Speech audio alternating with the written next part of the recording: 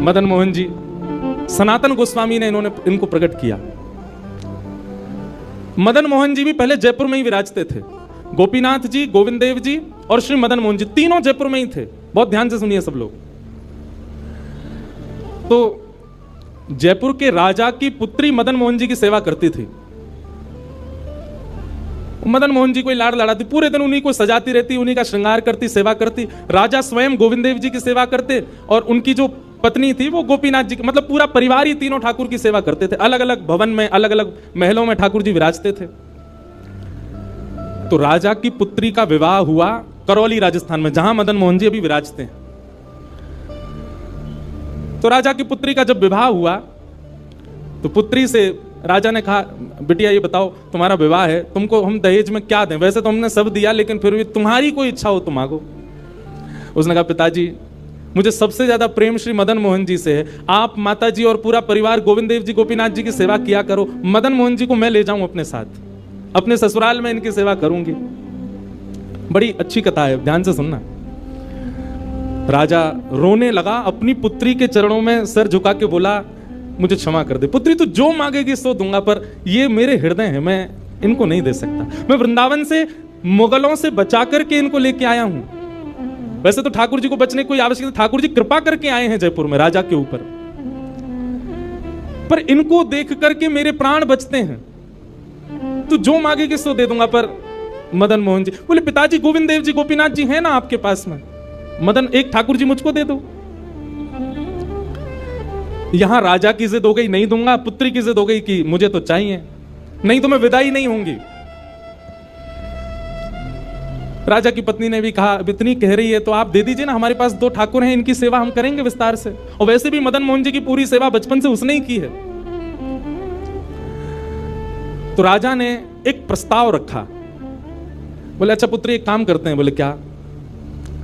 मैं तेरी आंख पे पट्टी बांधूंगा और आंख पे पट्टी बांध करके मदन मोहन जी जैसे 7 स्वरूप तेरे सामने खड़ा करूंगा, जिनमें से 6 स्वरूप जो होंगे वो मैं बनवाऊंगा और 1 स्वरूप वास्तविक मदन मोहन जी होंगे। आंख पे पट्टी बांध करके तुझे स्पर्श करके अगर तूने असली मदन मोहन जी को पहचान लिया तो मैं ये मान जाऊंगा कि तू नहीं, ठाकुर जी तेरे संग जाना चाहते हैं। ठाकुर जी की इच्छा पता चल जाएगी। तो राजकुमारी बोली, ठीक है, आप ये प्रयोजन कीजिए। राजा ने महाराज कारीगरों को बुलवाया और मदन मोहन जी के डिट्टो कॉपी 6 स्वरूप बनवाए और 6 स्वरूप बनवा करके मदन मोहन जी सहित 7 स्वरूपों को खड़ा किया। पुत्री के आंख पर पट्टी बांधी, एक जैसा इत्र, एक जैसी पोशाक, एक जैसा मुकुट, एक जैसा श्रृंगार, सब कुछ बिल्कुल एक जैसा। और कहा, पुत्री अब तू इनमें से जो 7 में से पहचान लेगी, अगर असली तेने पहचान लिए तो मैं तेरे संग भेज दूंगा। उसने हाँ तो बोल दिया, लेकिन वो कांपने लगी, घबराने लगी। जैसे ही उसने नेत्रबंद किए तो कथा ऐसी है कि वो रात्रि में जब सोई, अगले दिन परीक्षण होना था, तो रात्रि में जब सोई तो बहुत रोई और ठाकुर जी से कहने लगी, नाथ मैं आपसे बहुत प्रेम करती हूं, मैं आपके बगैर नहीं रह सकती, पर मेरे पिताजी की बहुत जिद है। अब कहीं मैं आपको नहीं पहचान पाई, मेरे तो प्राण ही निकल जाएंगे, विदा होना तो बहुत दूर की बात है। रुदन करते करते करते करते, बंधुओं एक मेरी बात बहुत ध्यान से सुनिएगा, कभी ठाकुर जी के विरह में यदि आपके अश्रु नहीं आए हैं ना, तो अभी आप भक्ति के भाव से बहुत दूर हो। आपको वृंदावन जाना अच्छा लगता है, वृंदावन में घूमना अच्छा लगता है, राधा राधा नाम ध्वनि पर झूमना अच्छा लगता है, कथाएं प्रवचन सत्संग बढ़िया लगते हैं, ये सब एक प्रथम सोपान, प्रथम सीढ़ी है।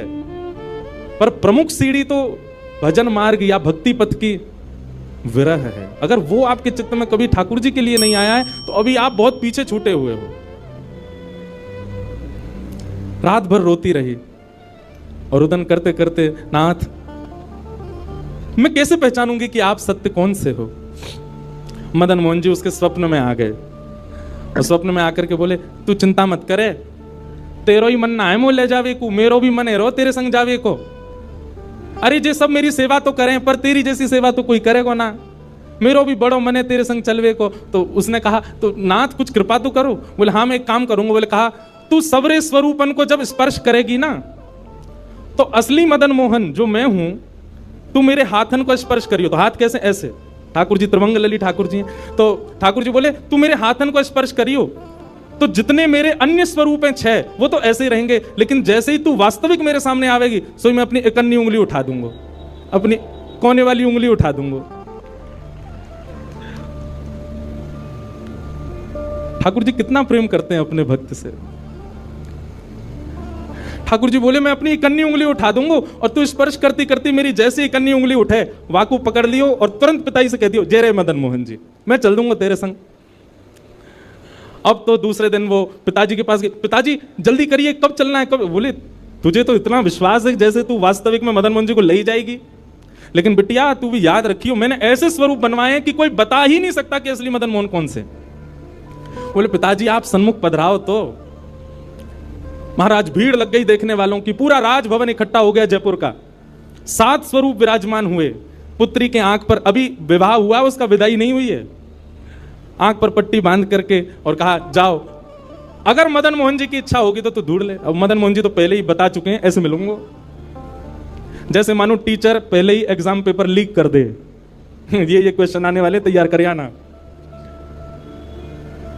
उसने जाकर के जैसे स्वरूप स्पर्श करने प्रारंभ किए, पहला बोले ये नहीं है, दूसरा स्पर्श किया ये भी नहीं है।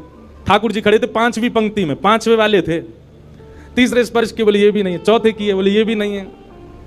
जैसे ही 5वें का स्पर्श किया और मुखमंडल का स्पर्श किया, गले का स्पर्श किया, वक्ष का स्पर्श कर, जैसे ही ठाकुर जी की भुजा पकड़ी सो ही ठाकुर जी ने अपनी कन्नी उंगली हिला दी और जैसे ही कन्नी उंगली हिलाई उसने तो पिताजी यही है मदन मोहन जी।